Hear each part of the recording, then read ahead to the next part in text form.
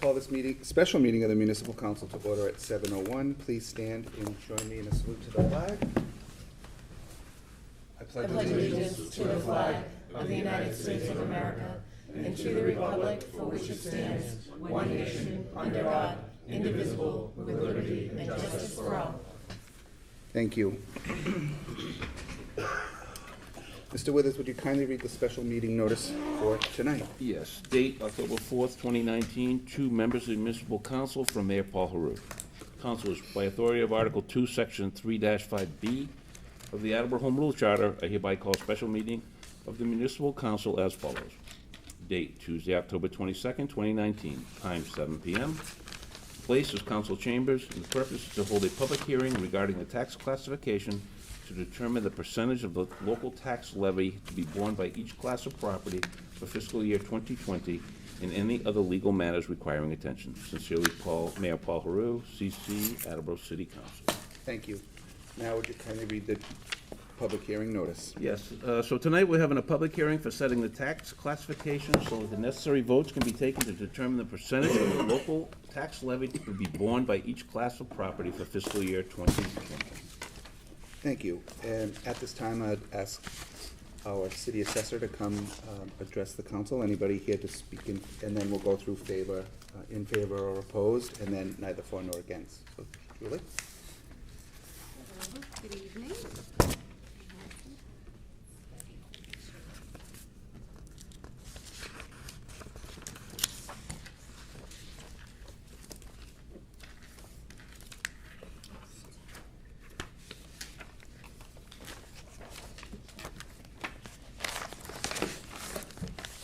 Thank you.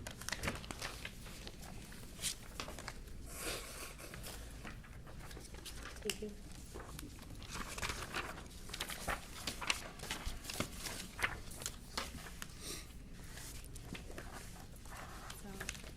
The purpose of this classification hearing, obviously, is to provide you with as much information as I can in order for you to make the determination of the amount to be borne by each class of property.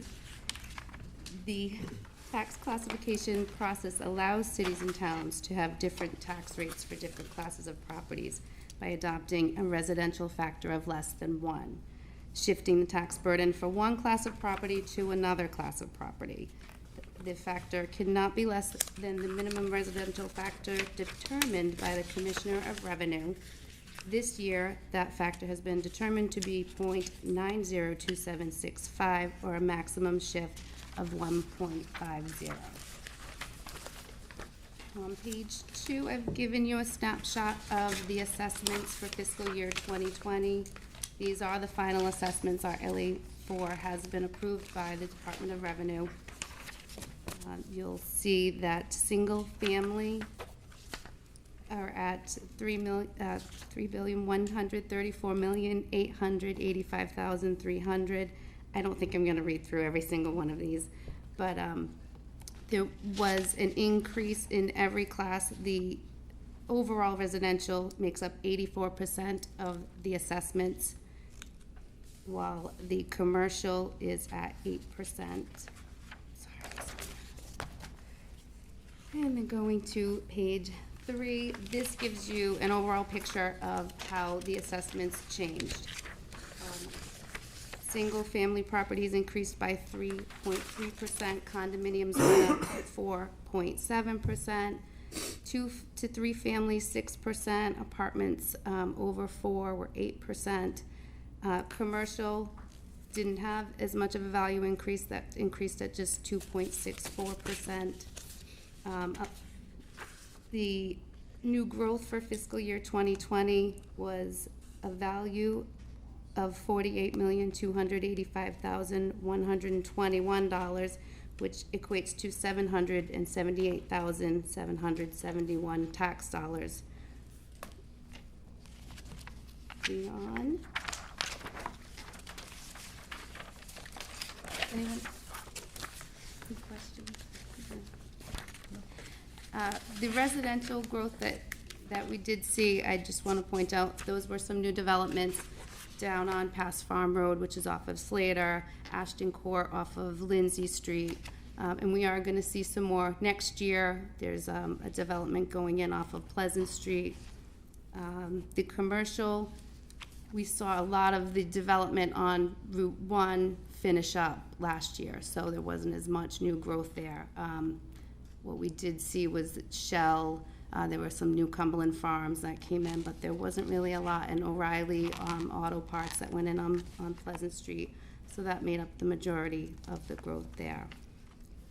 For the tax levy options, I've given you the shifts from 1 to 1.365 on my options sheet here. I've shown you what the residential tax rate would be, given you the average single-family value, which this year is the $321,790, which is up from 300.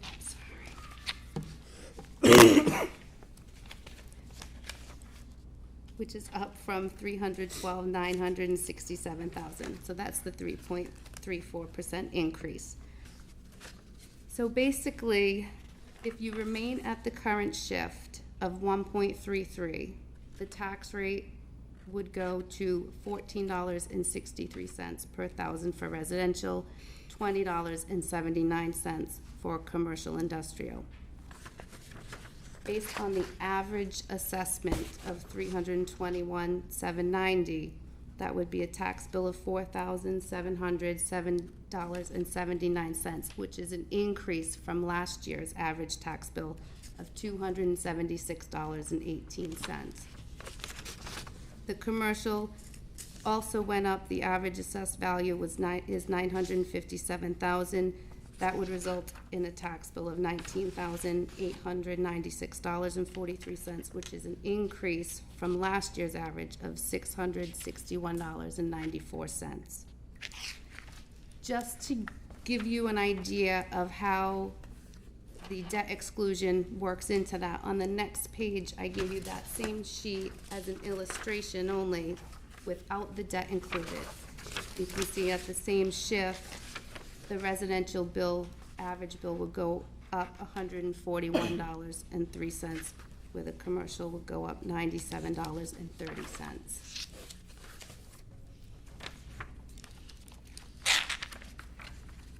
Moving on. This is a tax bill history that I've given you, just showing the average increases over the last 4 years. Basically, it's been a steady increase in the residential bills, where the commercial has been a little more unstable because of the shifts that have been voted in and the way the levy classes have changed, where the assessments have changed. That's just a brief overview. On to page 8. The residential assessed values trend. I just wanted to show here how the assessed values on all properties are shifting up. So that's what you see here. There were 4,412 that were in the 251,000 to 350,000 range. That's now up to 4,850. And you can see the over 500,000 value has gone up each year also.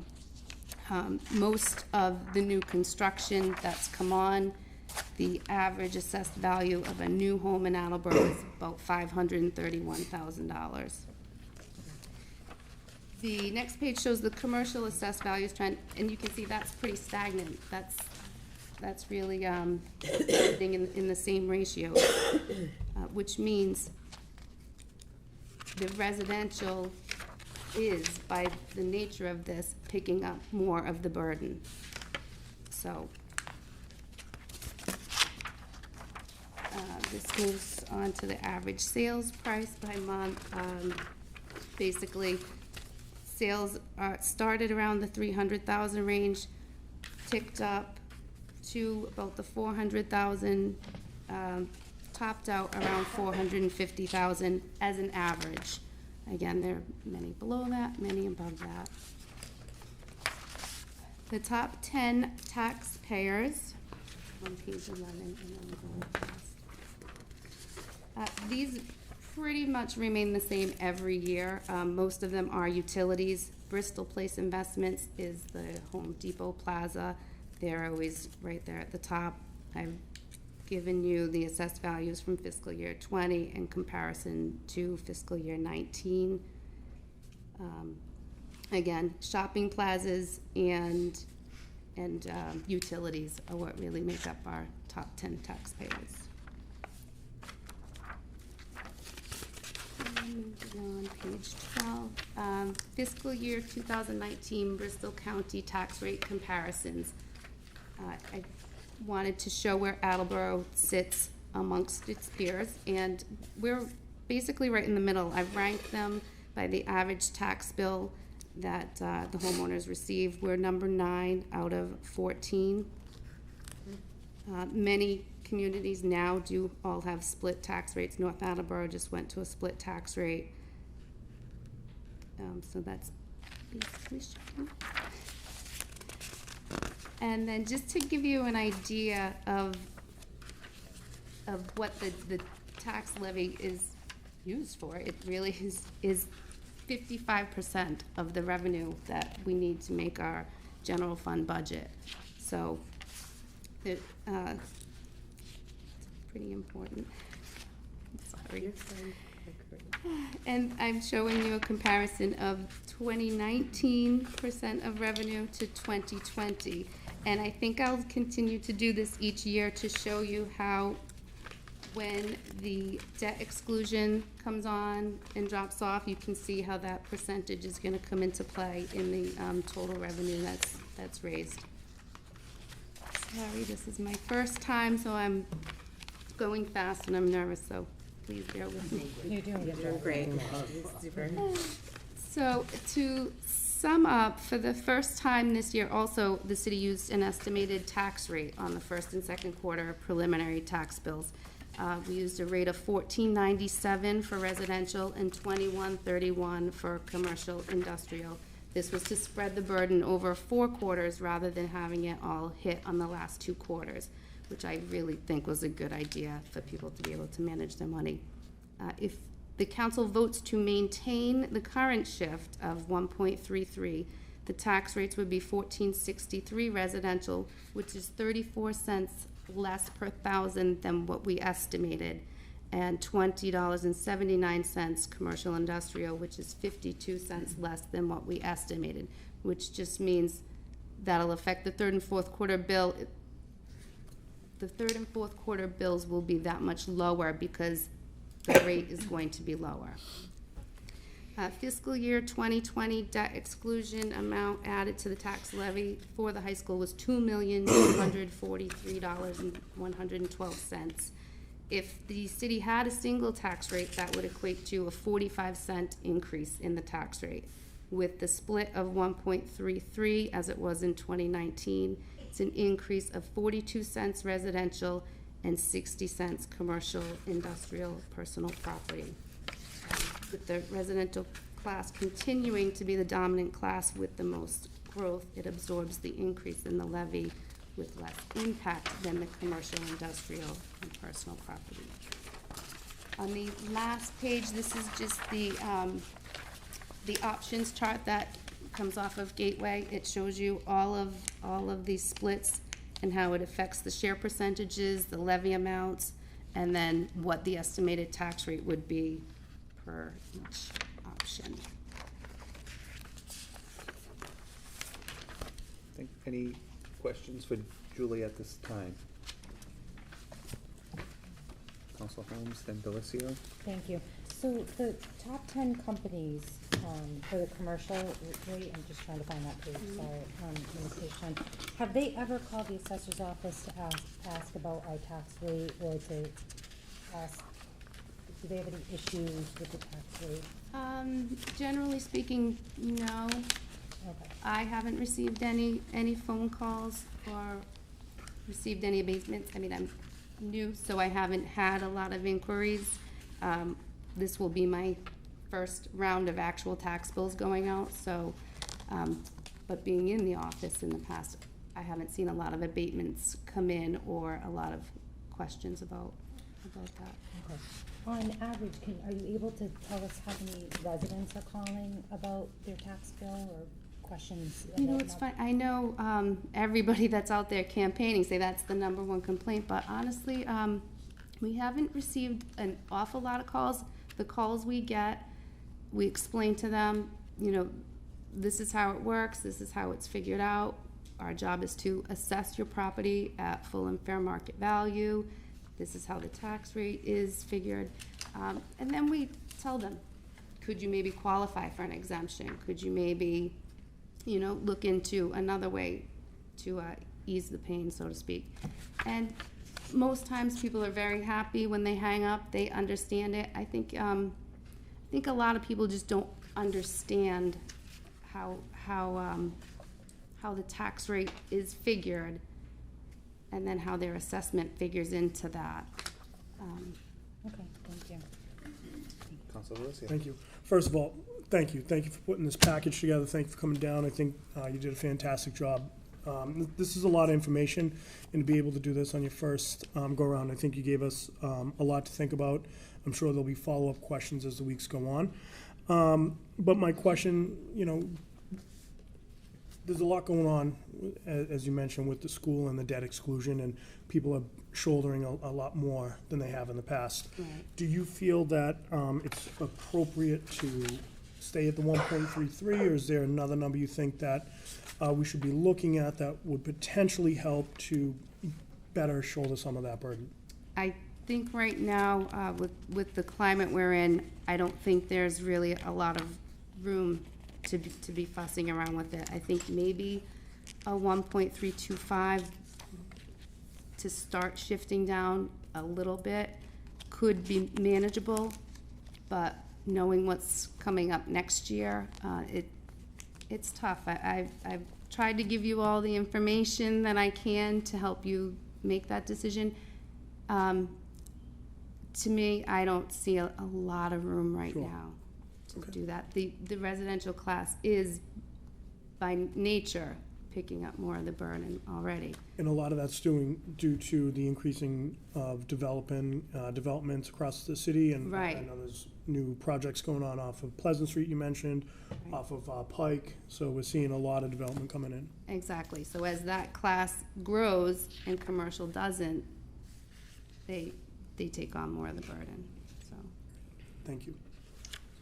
Councilor Crowley. So having done this several times, I want to congratulate you publicly for doing an excellent job. Thank you. Good for you. The short strokes that the taxpayer can take from this presentation is that residential properties are going up in value faster than commercial properties.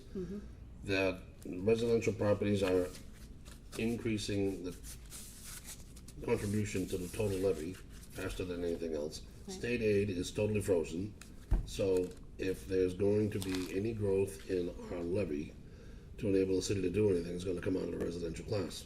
Right. I think you made that very clear, and I think you've laid out the information in a very logical way. Some of it looks familiar, and I really think you did a great job. Good for you. That concludes my comments. Thank you, Councilor. Any other questions or comments for the city assessor at this time? Julie, thank you. Thank you very much. Nice job, Julie. Thank you, Julie. Thank you. Thank you. Is there anyone else here to speak in favor? Is there anyone else here to speak in favor? We're getting there.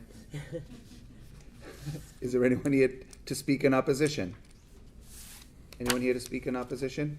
I'm not opposing this, but I think the presentation, we don't get to see it.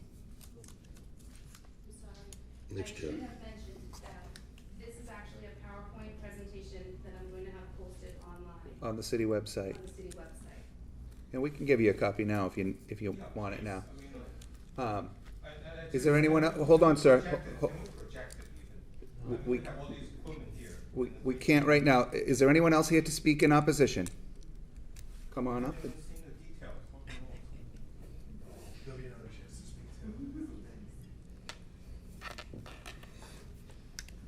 Hello, everyone. Hello. Hello, Ben. Do you mind if I pass a handout? No, that's fine. Name and address. This two-sided. Name and address. Ben Kudo, 189 Maple Street, Attleboro. And Trudeau? Yep. I've got some extra copies of my,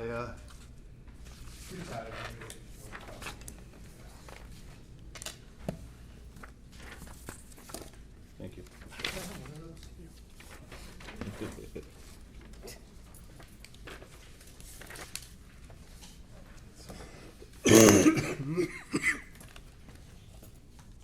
All right over there.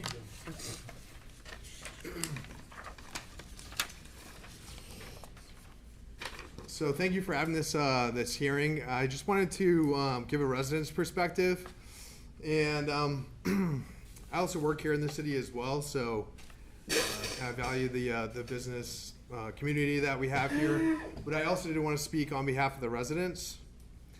I looked into the property taxes by class for some of our neighboring cities, and we have Attleboro, Foxborough, Mansfield, North Attleboro, Norton, Plainville, Rehoboth, and Taunton. And when you think about attracting businesses to a city, one of the places that I always think of is the massive business complex and industrial parks of Taunton. And I was pretty surprised to see that they had a 2 times tax rate for the residential compared to the commercial. So I just want to start out with the assumption that lowering taxes on businesses is not necessarily going to fill up our downtown. And I also want to talk about what it means to revitalize the downtown. And so I have some statements on that. So this is my opinion. What is our vision of Attleboro? Are we hoping to be the next Wall Street, Silicon Valley, or Pittsburgh? Or are we hoping to be the best place to raise a family? An out-of-the-way, town-like city with the best schools and the best teachers. A commuter hub. A place to get to the hustle and bustle of Providence and Boston. I want Attleboro to be the best place to raise a family. When we focus on the residents' needs first, we will be packed to the brim with residents. When a town is full of residents, i.e. customers, who wouldn't want to open a cafe, diner, or shop? Often we talk about the need to revitalize the downtown. I'm not sure that's really what the people in Attleboro care about. I think we would just be happy to bulldoze the old thrift store and the other commercial properties, leaving green space.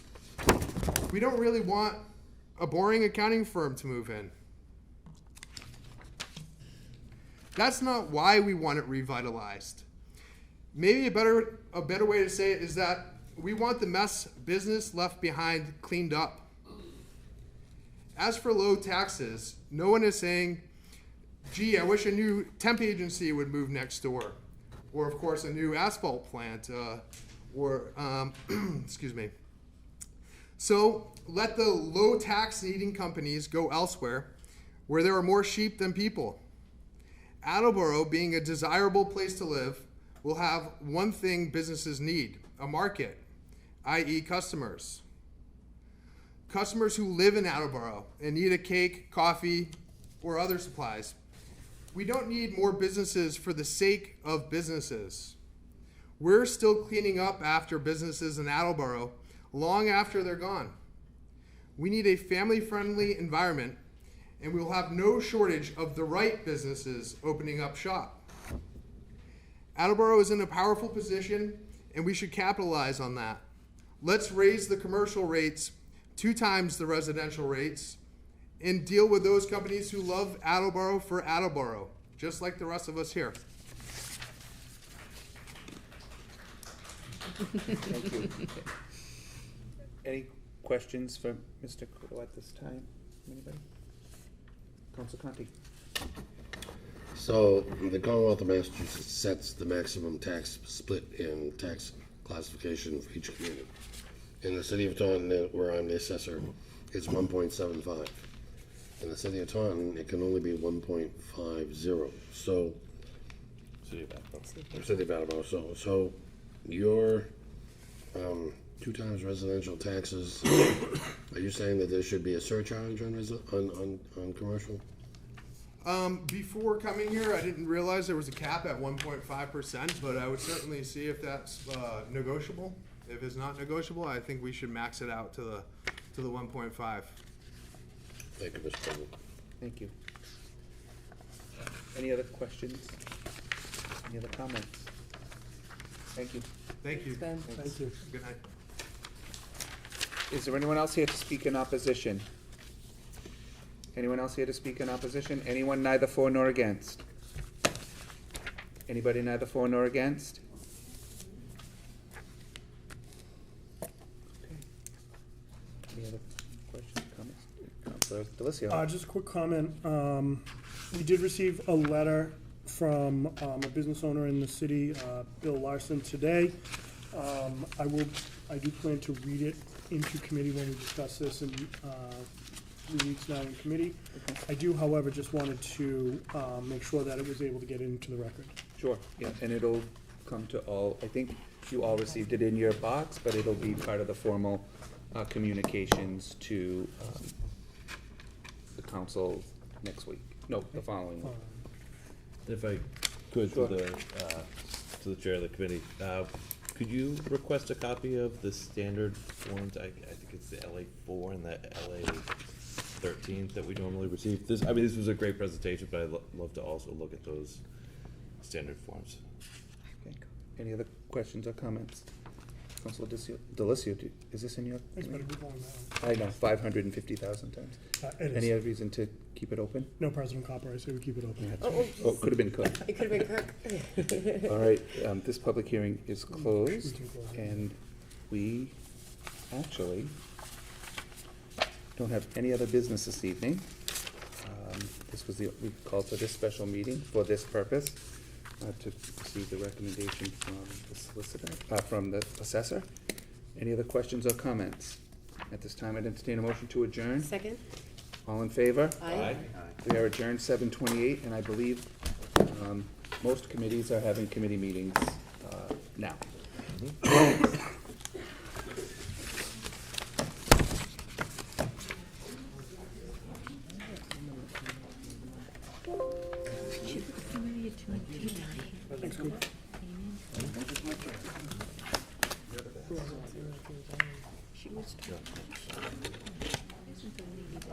Alright, who's up first? Where's?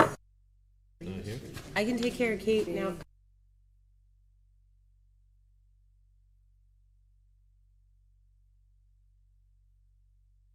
'29. Ms. Jackson asked if I would handle her business for this evening while she is unable to attend. There is one motion from the docket. Let me just, okay. From the docket of October 22nd, 2019, I entertain a motion to approve the request of the mayor that this honorable body appropriates $75,500 from account 10003590000 undesignated fund balance free cash general government to fund 3548 Finberg Field for the front parking lot repaving, the final phase of the DEP mandated remediation project. Second. Thank you. So I did speak to Councilor Jackson on Friday, and I spoke with, we did get a communication down, obviously, from the mayor's office with regards to this. And I know Councilor Dolan, we were together at the ribbon cutting for the new tennis courts. In my experience over at Finberg Field, where Farmers Market used to be there, can I just ask you guys to quiet in the, and my apologies, because we're conducting a meeting, thank you. It's my apologies, I'm sorry, hold on one second. So, in my time over there before, the parking lots were always a mess, and so, where we have put so much into, getting it all beautiful over there, this is kind of the final step, and I think this is a good use of some free cash money to get that all squared away and taken care of, so I support this measure. Any questions or concerns from anybody? No. All right, then I shall move for the vote. And so it'll be 2 weeks before this comes out in front of the full council, so. All those in favor? Aye. Opposed? Motion passes. I call for an adjournment at 7:31. Second. All in favor? Aye. We are adjourned at 7:31. Personnel and Human Services Committee does not have any business tonight. We'll call a meeting at the appropriate time. I'd like to call the Capital Improvements and City Development Committee to order at 7:32. Sitting on this committee is Councilor Dolan as Vice Chair and Councilor Waterman.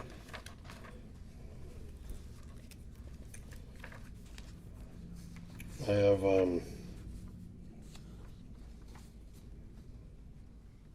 two things to bring before you this evening.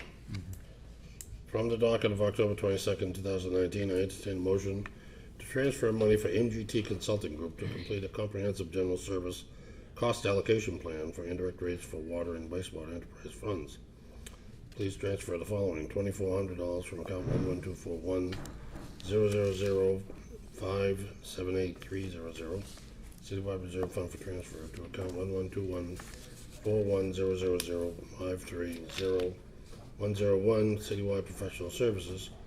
Upon approval, the available balance in reserve fund for transfer to include any pending request will be $102,566.23.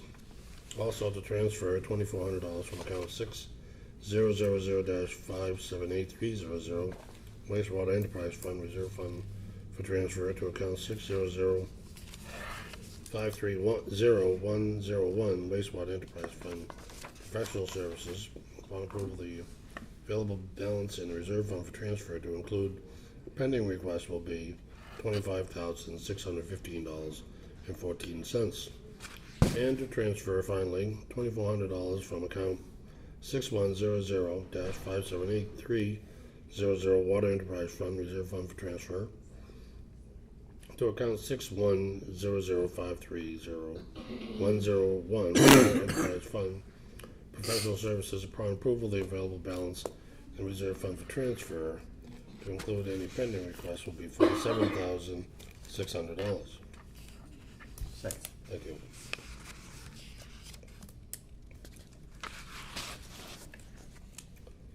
So I read through the proposal from MGT very carefully because I was trying to determine their scope of work and what they were going to actually do for this $7,600.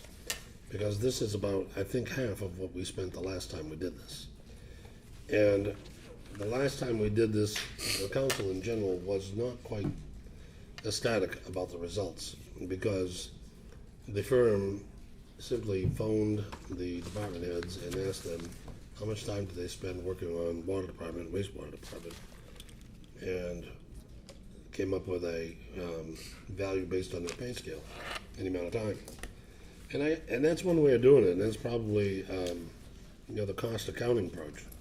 In reading their plan, it sounds like they're going to add a new level to this, where they're going to first have a meeting with department heads to explain what indirect costs are in the Commonwealth of Massachusetts and the purpose of the law, because it is a legal operation. So, in case the public doesn't understand what we're talking about, if we are in the collector's office and we are collecting monies for water bills,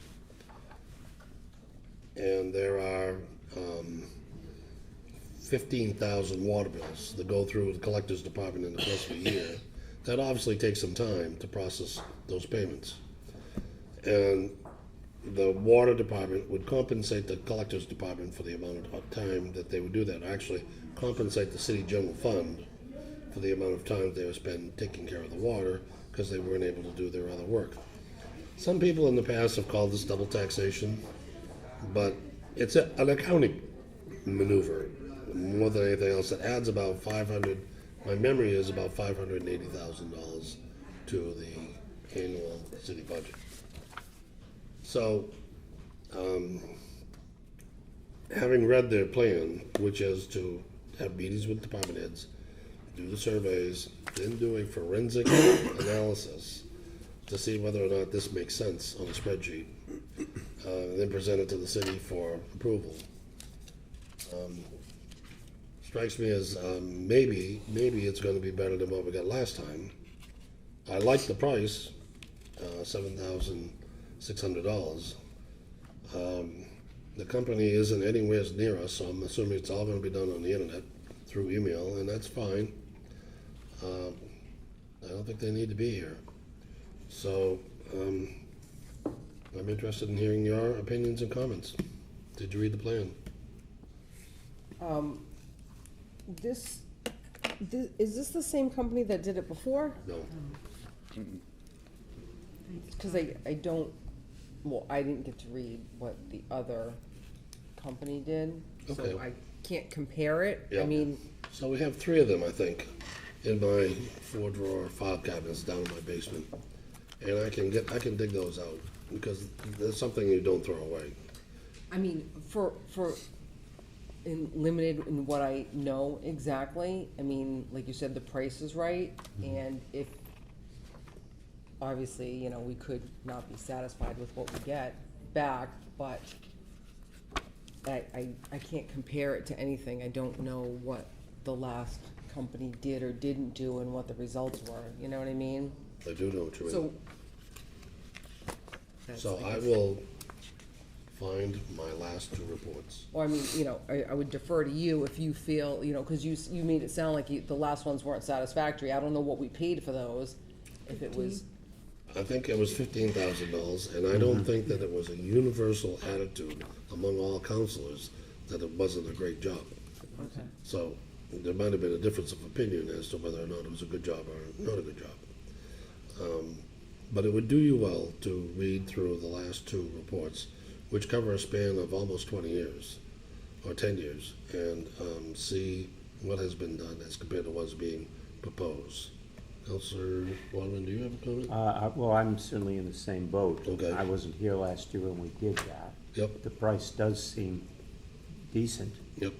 Counselor Cooper? Thank you. So, I carry them with me, have for years. Many years, 10 now, almost.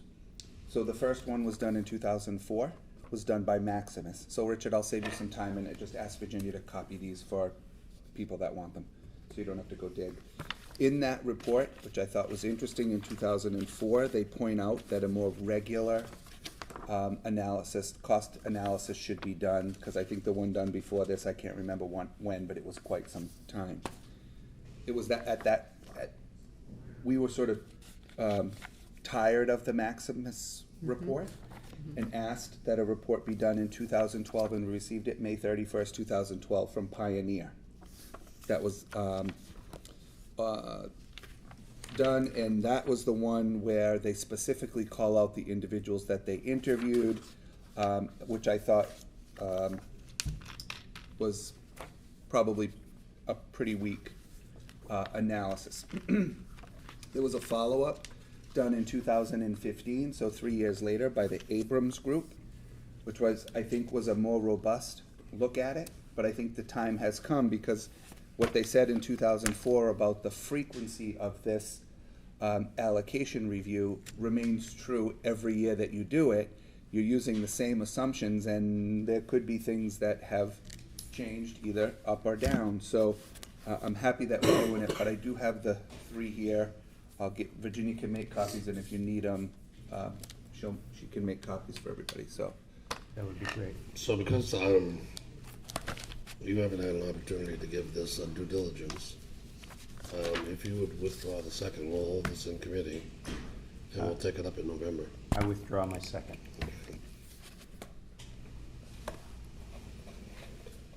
It is a complicated subject. It's not simple. When you get into those reports that Mark is giving to Virginia to photocopy, you're not gonna believe it. So I'm kinda glad that we're gonna spend more time on it. From the docket of October 22nd, 2019, I entertain a motion to approve the following. The mayor has established a new reserve fund for capital in the citywide section of the fiscal year 2020 general government budget, and is hereby requested that the general body appropriate $500,000 into this new account. Therefore, the mayor hereby requests the general body to appropriate $500,000 from account 1000-359000, undesignated fund balance, free cash, general government, to account 11241000-578, 380 citywide reserve fund for capital. Second.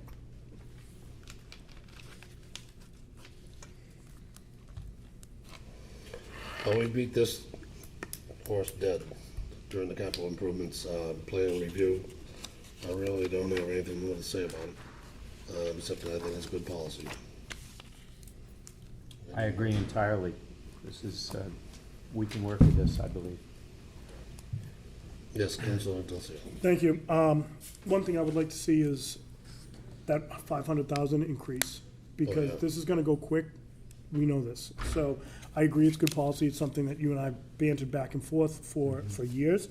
I think this is a good first step, but, you know, the capital needs change. One thing I would request is, again, that in conjunction with this, we go back to the capital improvement hearings, where we can get in front of the department heads to talk, because their needs change. And, you know, we've seen it with several different things where it might be a 2 in the CIP, then all of a sudden it's not working and it becomes an urgent. So I think this is a really strong first step.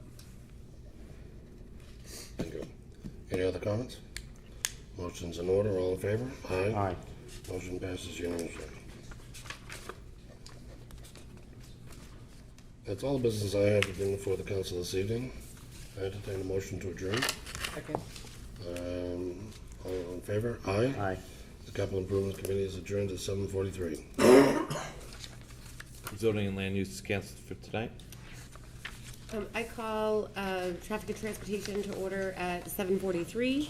Just a couple of quick updates. Our next Traffic Study Commission meeting is on November 7th. We did receive a communication from residents out on Augsburg Lane. I did go out there yesterday afternoon, met with the families, observed the circumstance that's taking place out there. I invited them to come to the Traffic Study Commission meeting on the 7th. The couple of things. One, the late bus, I have a meeting tomorrow with Bloom Bus Company to have a conversation with them about the late bus runs, because we actually have one bus stop that's scheduled to be dropped off in North Attleboro, which doesn't make any sense to me. So there are a couple of things that were brought up. I know I've been receiving multiple phone calls about that, so I'll address those things tomorrow. When it comes to Augsburg Lane, again, like many other places in our community, due to the buildup in Norton, the buildup in Rehoboth, the new developments down in Brigham Hill, the volume on Slater Street has increased significantly. So the speeding tends to be there's more volume, people are driving faster, and when you come down Slater Street from Norton heading towards Rehoboth, there's kind of like a little drop down just before Augsburg. So their ability to see to the left-hand side is greatly reduced, and it's problematic. We've been fortunate there hasn't been a lot of accidents, but there have been a few. They were interested in having a stop sign installed on Slater Street, and I explained to them how that would not be possible and would actually give them that false sense of security, that people would stop at that location. People aren't expecting that. And we discussed a couple of different things. So I'm open to anyone having any suggestions on how we can try and manage this in that location. I did speak with the police chief, and there will be some increased enforcement in that area. And again, part of my conversation with the bus company, because they're also doing a lot of electrical work construction on Augsburg, they can't actually drive down into Augsburg to turn the buses around, so everyone's getting picked up at the end. So I just wanted to, I know we all got a copy of that letter, just to let you know that I am actively working on that. The possibilities in that location are limited, but I think having a couple weeks worth of, tagging some of the residents and the neighbors in that area with some tickets, that might help slow things down a little bit till we can find a solution to that. So again, November 7th is our next Traffic Study Commission, and we'll bring it up then. So I call for an adjournment at 7. Oh, did anyone have any questions? I call for an adjournment at 7:45. Sarah. Richard. Second. Thank you. All in favor? Aye. We are adjourned at 7:45. I'd like to call Budget Appropriations to order at 7:45. I have 4 items to bring out tonight. From the docket of October 22nd, 2019, I entertain a motion to approve the request of the mayor to rescind vote number 11 from May 21st, 2019, replaced with a vote to raise and appropriate in fiscal year 2020 $200,000 to account 1-000-596-300, citywide contribution to Special Education Stabilization Fund. This action is to reflect a raise in the fiscal year 2020 tax recap and correct an issue the auditor has identified. Second. Thank you, Todd. All right, so we all received the letter from Deb. This is really kind of more housekeeping because this is a unique piece of business stabilization account. So when we were looking at the tax recap, there was a specific concern as to how to best record the measure and present the vote on the city's fiscal year 2020 tax recap. So Deb was able to sit down with our field representative from DOR and really discuss what the best approach is and how do we do this the right way, because we want to make sure that if we're doing something in the budget that is going to make sense and tie up at the end of the year with the tax recap. Excuse me, I'm fighting a bit of a cold, so this is really more of a housekeeping matter to get everything in line. So questions, thoughts, concerns? Mrs. Parikh. Thank you for saying special education instead of SPED. It's important, so thank you for that. You're quite welcome. Any other questions? Seeing none, all those in favor? Aye. Motion passes. Thank you. From the docket of October 22nd, 2019, I entertain a motion to approve the request of the mayor for supplemental appropriation in the amount of $278,771 to account 11241000-578-300, Citywide Reserve Fund for transfer. Said amount represents the additional monies from the new growth determined by the Department of Revenue Division of Local Services for fiscal 2020. Second. Thank you, Todd. This is pretty straightforward. Yep. This is, happens every year. We take money from the growth, replenish the reserve fund for transfer. Any other questions? Seeing none, all those in favor? Aye. Motion passes. From the docket of October 22nd, 2019, I entertain a motion to approve the request of the mayor to appropriate $300,000 from account 1000-359000, undesignated fund balance, free cash, general government, to account 1124100-596-000, citywide stabilization fund, in keeping with the cash reserve policy of years past. Second. Thank you, Todd. Again, this is our cash reserve policy, which is going to help build that stabilization account, which really is going to help to strengthen the bond rating, give us a little more flexibility for some of the things that we'll need a strong, healthy stabilization account for. So I think this is good fiscal policy, and I think it's one that I'm glad to see this administration carrying forward. Council Conti. I too am happy to see it continued. The Department of Labor Services doesn't mandate how big a stabilization fund is, but states that 5% is not a bad number. And we're not there. And it's going to take a long time to get there.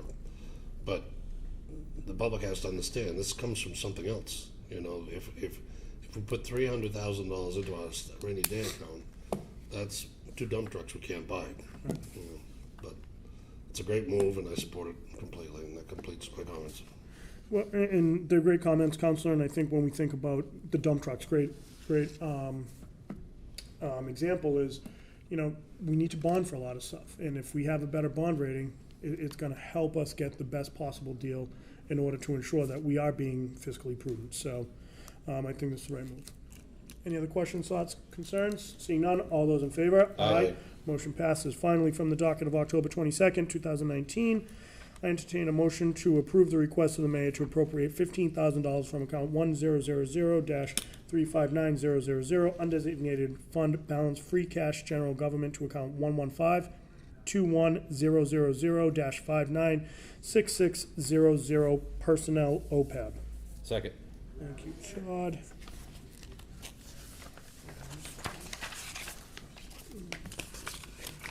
So, it's been a while since we've really talked about OPEB. OPEB is other post-employment benefits. So this is for us to really fund our city employees once they retire. So if you could just entertain, I just want to read a quick email. I asked Deb just for a little more clarification. So the city's been funding $50,000 for each the water enterprise and wastewater enterprise funds, OPEB liability, since fiscal 17. The city non-enterprise budget has been funded at $35,000 contribution every year since fiscal 14. The funding for this expense was part of the original budget presented to the council. A month or so, the mayor and Deb talked about what are some of the needs that she saw, and she felt that OPEB, is something that we really wanted to make sure that we're keeping front of mind. OPEB should be made to at least bring the amount for the non-enterprise liability equal to that of the enterprise fund. So the 15,000 brings that 35,000 that we've been contributing equal to the 50,000 of the two enterprise funds. The funds, once voted, would be transferred into PCOT, the Plymouth County OPEB Trust, because it's PCOT that actually helps manage and administer the plan. So it's very convoluted, but I know that Deb and Laura Gignac, our treasurer, do a lot of work on this. So they're invested consistent with the plan for future use towards OPEB liability.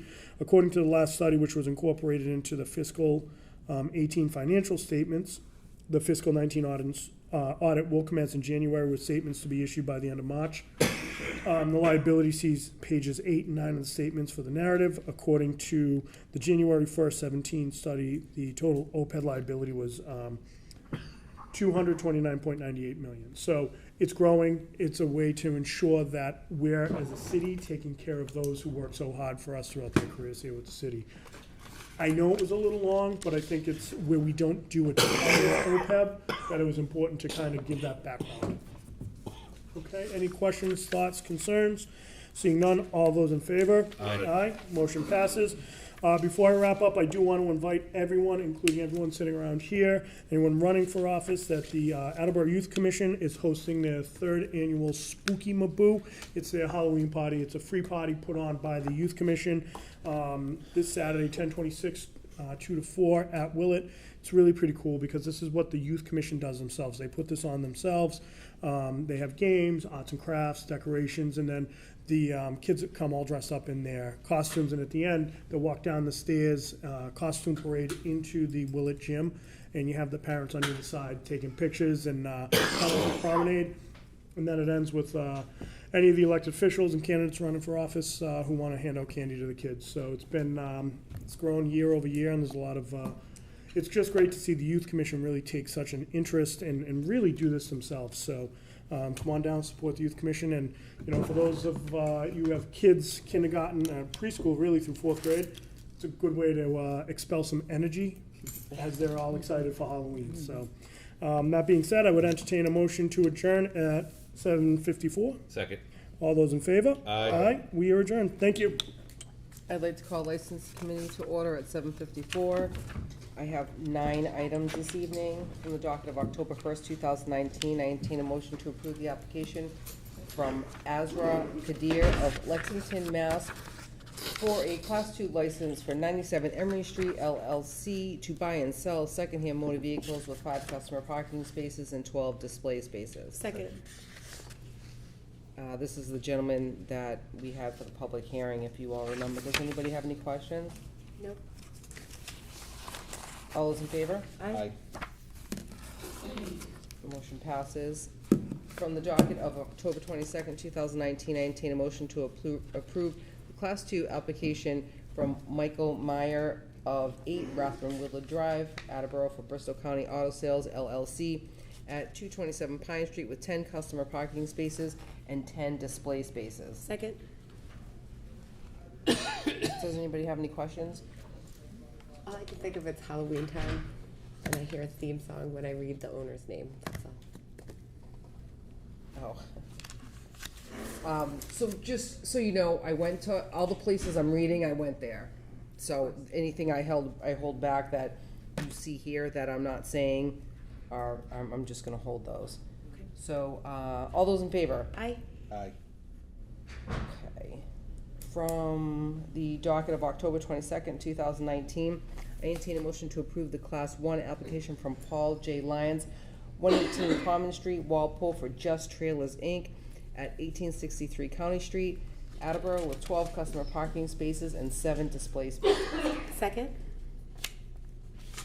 Any questions? No, ma'am. All those in favor? Aye. Aye. Motion passes. From the docket of October 22nd, 2019, I entertain a motion to approve the Class 2 application from Jonathan Johnson, 653 Reed Street, Attleboro, for Blue and White Motors, Inc., at 1815 Connor Street, with 4 customer parking spaces and 15 display. Second. Any questions? No, ma'am. All those in favor? Aye. Motion passes.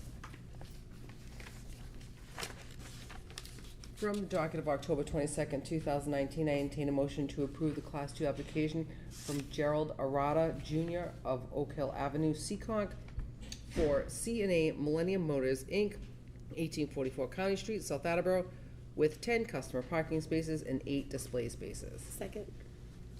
Any questions? No, ma'am. All those in favor? Aye. Motion passes. From the docket of October 22nd, 2019, I entertain a motion to approve the Class 2 application from Carl Kazen Senior, 6 Ash Street, Rehoboth, for a North Main Street auto at 44 North Main Street with 17 customer parking spaces and 1 display space. Second. Any questions? Where is this?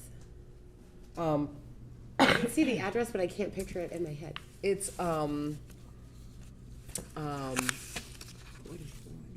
Speedy, like by Speedy in the library. Oh, yes, okay, There's thank you. nothing Yeah, there. okay. Like, they don't sell cars or. Got it, or thank anything. you. So yes, that's where it is. I know, sometimes I forget which end. Yes, I got it. Thank you very much. All those in favor? Aye. Motion passes. Let's see, from the docket of October 22nd, 2019, I entertain a motion to approve the Class 2 application from M and J Youssef of 22 George Street, rear, North Attleboro, for Gas Plus at 80 Pleasant Street with 10 customer parking spaces and 24 display spaces. Second. Any questions? No, ma'am. All those in favor? Aye. Motion passes. From the docket of October 22nd, 2019, I entertain a motion to approve the automatic amusement devices license for South Attleboro Post 312 Inc. at 437 Newport Ave for a pool table and a jukebox. Second. Any questions? No, ma'am. All those in favor? Aye. Motion passes. Finally, from the docket of October 22nd, 2019, I entertain a motion to approve the permit from American Legion Post 312 of South Attleboro to solicit donations for their annual poppy drive on Saturday, November 9th at various locations through South Attleboro. The rain date for this is November 16th, 2019. Second. Any questions? No, ma'am. All those in favor? Aye. Motion passes. That's all the business I have tonight for licenses. I'd like to call for adjournment at 7:59. Second. All those in favor? Aye. And we are adjourned. Thank you. I'd like to call the City Property and Claims Committee to order at 7:59.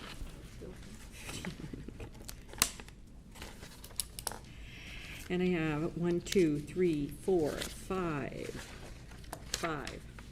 motions on the committee to come up tonight. So, from the docket of October 22nd, 2019, I entertain a motion to approve the generous donation from the DAV Chapter 91 to the Veterans Office of $300 in Stop and Shop gift certificate, gift cards, in accordance with Section 1-12 of the revised ordinances of the City of Attleboro. Second. Thank you.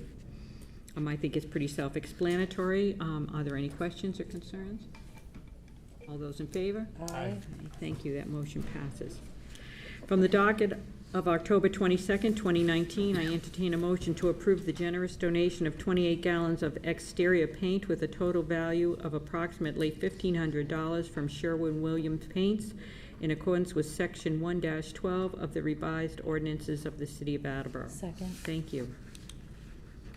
Again, I think it's pretty self-explanatory. Are there any questions or concerns? Where's that going? Boy, I forget where it was going. If I may, the Brennan Art Club Yes. is going to repaint the mural over at the skate park, which is awesome. Good. They have a lot of difficulty with graffiti over there. Not your average graffiti, but other kinds of graffiti. And the Brennan Art Club is something that my kids have been involved in previously. And Miss Jackson, they do an amazing job. So I'm really looking forward to seeing what they can do with this. I think this is awesome. Very come to. generous. It's extremely generous, actually, 28 gallons of exterior paint, that's great. And the kids do all the work, actually, which I think is pretty impressive. I just wasn't sure what they were actually painting, but it's the Brennan outside of the school, it's not the schools. Yes, right? so It the, is so the Brennan Art Club is an after-school activity club, and so they will come up with whatever they're, I haven't had a chance to talk to Ms. Jackson about it, I can find out more information for when it comes in front of the full council if that's okay with you. And I'm confident that they'll be coming up with a particular design, and I'm also confident they'll be providing some of their own supplies to go along with this, because it is a large piece, it is a large mural back there.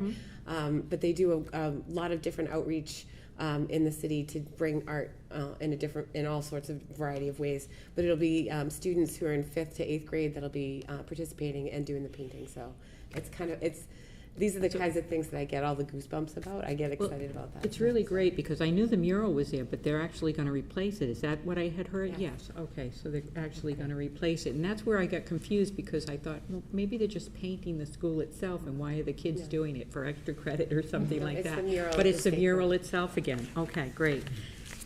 Okay, thank you for that, Ms. Sorry. Any other questions, concerns? All those in favor? Aye. Okay, thank you. That Aye. motion- Oh, wait, sorry, no, I can't do that. I'm I just know. That motion passes.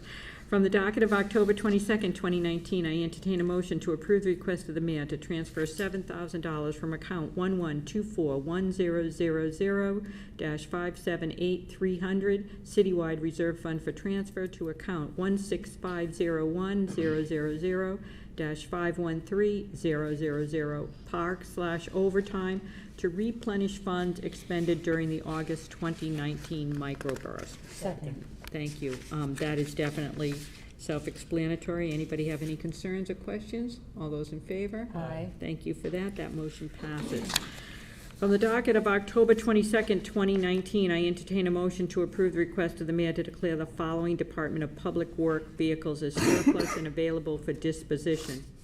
Both are in very poor condition. One is a 1988 International S1600. The VIN number is 1HTLAZRM6JH568781, and it has 158,080 miles. And the second one is a 1993 Ford F700, VIN number 1FDXK74CXPVA32064, and it has 105,881 miles on it. Any concerns, questions, comments? All those in favor? Aye. Thank you. That motion passes. From the docket of October 22nd, 2019, I entertain a motion to approve the request of the mayor to declare the following fire department items as surplus and available for disposition. Again, these are all in poor condition. One is a Canon Image Runner 2105, serial number NPR 10116, manufacturer date 2000. Second, Canon Image Runner 2200, serial number MPG 24637, manufacturer date 2002. A Ricoh MP2852 with a serial number W422L601819, the manufacturer date is unknown. And then we have a positive pressure ventilation fan, Supervac model number 720041-GX-160 Honda 5.5 horsepower. No serial number is applicable. It is a manufacturer date of 1994, and it is a safety hazard. Second. Thank you. Any concerns or questions? All those in favor? Aye. Thank you, that motion passes. And that is all the business that the City Property and Claims Committee has this evening, and I would like to adjourn at 8:05. Second. Second. Thank you. So we are adjourned at 8:05. Ordinance Election Legislative Matters Committees canceled this evening. Reporting for public safety and emergency management. I have one motion, but this motion requires two votes. The first from the docket of October 22nd, 2019. The mayor respectfully submits a communication from Chief Kyle Hegney regarding the need for funds to cover the cost of conducting a promotional assessment center for the rank of sergeant for about 13 to 15 candidates. This request is needed due to the anticipated retirement of a sergeant after 37 years of service on the department and the need to promote an officer to the rank of sergeant. Therefore, the mayor hereby requests your honorable body to transfer $15,000 from account 11241-000-578300 Citywide Reserve Fund for transfer to account 12101-000-530101 Police Professional Service. Second. I talked to the chief just last week, and we're gonna have some more retirements over the next 4 or 5 months, officers that have served well into the 30s. And it'll be, after this series of retirements, it should be quite a while before we see this surge again. But we had it goes back to sometime in the 80s, we had another big retirement. Seems like they come on, Sarah, all at once, you know. And leave all at once. And leave all at once. But this is a new assessment program we've been doing for the last couple of years, and it's worked out very, very well. Yes, Mr. Cobus. I'll obviously support this, but if my memory serves me right, when we were doing the budget and there was the $1.2 million that was used from last year's budget for this year's budget, one of the things that was in there was the anticipated retirements. These are unexpected, Todd, couple of them, that two of the This is talking about, so both of these seem to be talking about an anticipated It's- retirement. And I know I was just wondering what was covered by that, if, I got no idea, Todd. oh, sorry. So a lot of times what happens is, we can plan, you know, people that are getting to a certain age, everything else, which I think, both chiefs, especially, Chief Hegney does a nice job with. But there's the ones that you can't, like, someone could walk into his office tomorrow and say, I'm done as of November 1st. So my understanding is this is one of those, a similar situation to that. So Okay. we try to plan the best that we can in the budget because Chief Hegney's done a really nice job of trying to forecast that the best he can in hopes that it's gonna help to decrease on the overtime side of things. So, but these are the ones, as Chairman Blair was saying, we can't anticipate. Yeah, I know this particular one was unexpected. Right. Okay. And That is my and question. the atmosphere that's out there today in your police departments throughout the Commonwealth, throughout the nation, right? It's tough to get officers, believe it or not. It's tough to get a policeman to sign up.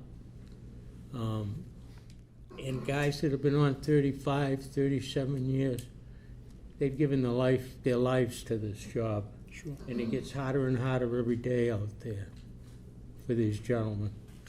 So we're gonna see unexpected retirements, especially when they get up in their 30s. They've been able to retire probably the last 5 years. They could walk in any day and say, I had a bad day yesterday, I'm out of here. You know, so Absolutely support this. that happens to be this particular one. And we've got 2 more retiring, one the first of the year, I think, and one in February or so, and I think those were more expected. You have Mark's hand up. Yes, sir.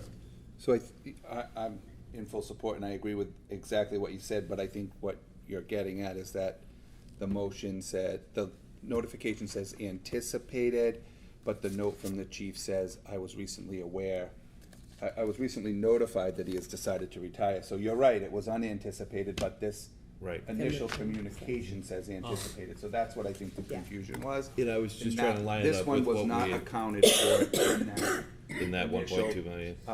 Projected or potential or known retirements at budget time. Any other questions or comments? Hearing none, all in favor? Aye. Aye. Second part of this motion requires another vote. In addition, a police officer vacancy will occur because of sergeant promotion, and there will be need to backfill a vacant police officer position.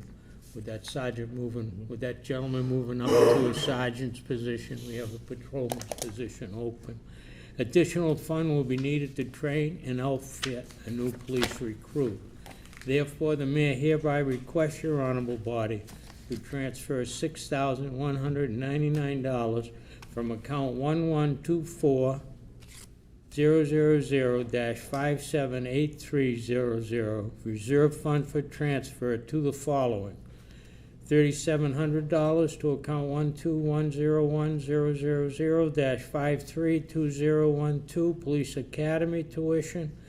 $1,000 to account 1210100-558310, police uniforms, and $1,499 to account 1210100-530104, police medical consultation. Second. Police Academy, it's self-explanatory. Police uniforms, pretty self-explanatory. Medical consultations, that's psychological, health, physical, that these recruits, our new recruits have to go through. Yes, I just want to make a friendly amendment. You errantly omitted the 1 in the account number, so it should read 1124100-578300. okay, you're much better with numbers than me, Jay, thank you.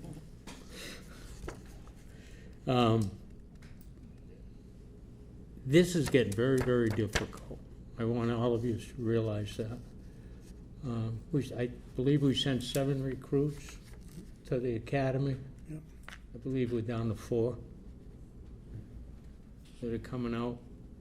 And Chief Hegney went through well over 500 names to come up with 7 people he could send to the academy. And even they're not filling the academies. We've got a recruit over there that I had the pleasure of meeting last week, and they couldn't fill an academy in November. I can remember we couldn't get the academies, I know I've been here a long time, but we couldn't get our recruits into academies. Right.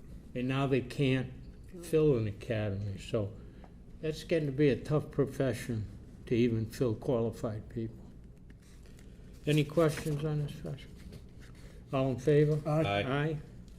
Motion passes. That's all I have this evening. Move to adjourn at 8:14. Second. All in favor? Aye. Aye. We are adjourned. Thank you very much.